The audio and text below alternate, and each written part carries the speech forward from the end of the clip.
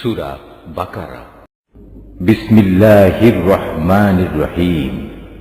রহমান রহিম আল্লাহ তাআলার নামে শুরু করছি।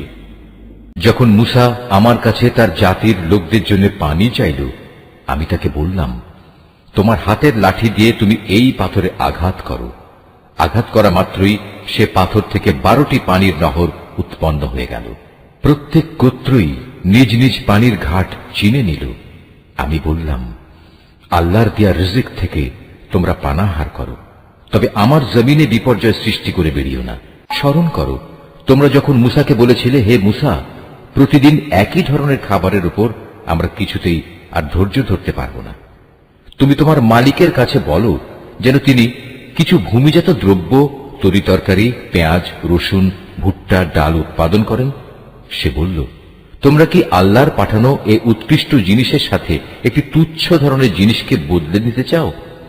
যদি তাই হয়, তাহলে তোমরা অন্য কোনো শহরে সরে পড়ো, যেখানে তোমাদের এসব জিনিস যা তোমরা চাইবে তা অবশ্যই পাওয়া যাবে।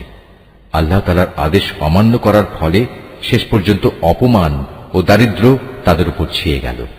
আল্লাহর গজব দ্বারা তারা আক্রান্ত হয়ে গেল।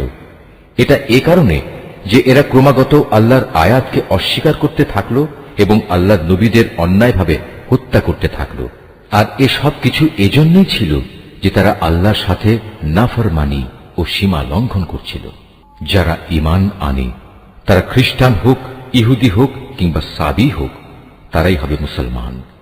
এদের যে কেউ আল্লাহর উপর ঈমান আনবে পরকালের উপর এবং যথার্থ ভালো কাজ করবে, তাদের জন্য তাদের মালিকের কাছে পুরস্কার রয়েছে এবং এসব লোকের যেমন কোনো ভয় নেই, তেমনি তারা চিন্তিতও হবে না।